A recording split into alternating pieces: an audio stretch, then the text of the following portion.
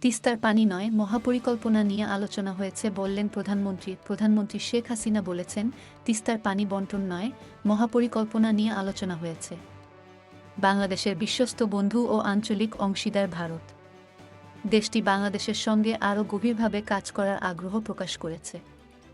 মঙ্গলবার ২৫ জুন বেলা ১১টার দিকে গণভবনে প্রধানমন্ত্রী সাম্প্রতিক ভারত সফর নিয়ে আয়োজিত সংবাদ সম্মেলনে কথা বলেন। শেখ হাসিনা বলেন, আমরা বাংলাদেশ ও ভারতের মধ্যে পারস্পরিক সহযোগিতা ও সম্পৃক্ততার পথ এবং কার্যপন্থা নিয়ে আলোচনা করেছি।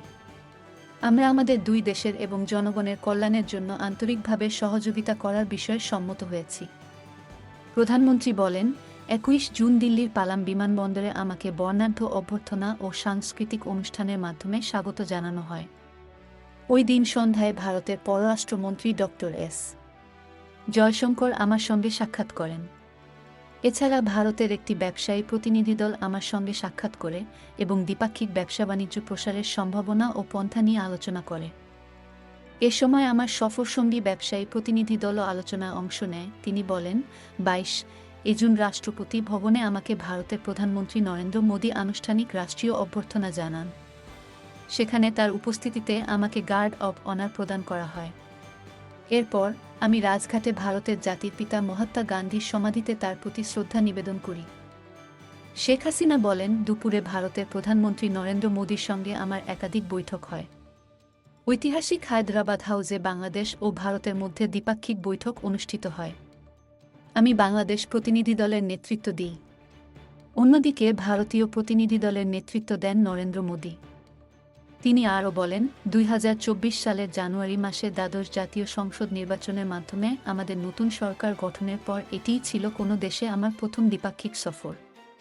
একই সঙ্গে ভারতের ১৮তম লোকসভা নির্বাচন পরবর্তী সরকার গঠনের পর ভারতেও ছিল এটি প্রথমবারের মতো কোনো রাষ্ট্রপ্রধান বা সরকার প্রধানের দ্বিপাক্ষিক সফর। এটি অবশ্যই আমার এবং বাংলাদেশের মানুষের জন্য অত্যন্ত সম্মানের। পাশাপাশি বাংলাদেশের সঙ্গে ভারতের সহযোগিতামূলক বিশেষ সম্পর্কেরই বহিঃপ্রকাশ। ভারত ও বাংলাদেশের সবচেয়ে বড় ও নিকটতম প্রতিবেশী, বিশ্বস্ত বন্ধু এবং আঞ্চলিক অংশীদার।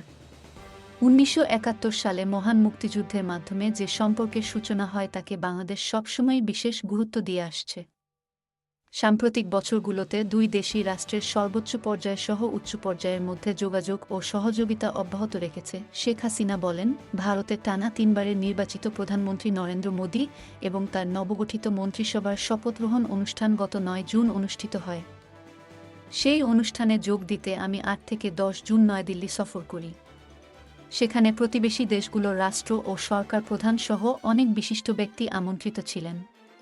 সেই সফরে আমি ভারতের রাজনৈতিক ব্যক্তিদের সঙ্গে কুশল বিনিময়ের পাশাপাশি ওই অনুষ্ঠানে আমন্ত্রিত দক্ষিণ এশিয়া সহ অন্যান্য দেশগুলোর একাধিক সরকার প্রধানের সঙ্গে মতবিনিময় করি। পাশাপাশি আলাদাভাবে আমার সঙ্গে ভুটান এবং শ্রীলঙ্কার সরকার প্রধানদের দ্বিপাক্ষিক বৈঠক হয়। এসব আলোচনা ও বৈঠক আমাদের মধ্যে পারস্পরিক সম্পর্ককে সুদৃঢ় করতে সহায়ক হবে। ভারতের প্রধানমন্ত্রী নরেন্দ্র মোদীর আমন্ত্রণে গত ২১ জুন ২ দিনের রাষ্ট্রীয় সফরে নয়াদিল্লি যান প্রধানমন্ত্রী Sheikh Hasina. Tabassum Eva Jeni, desk report, BE news, Dhaka.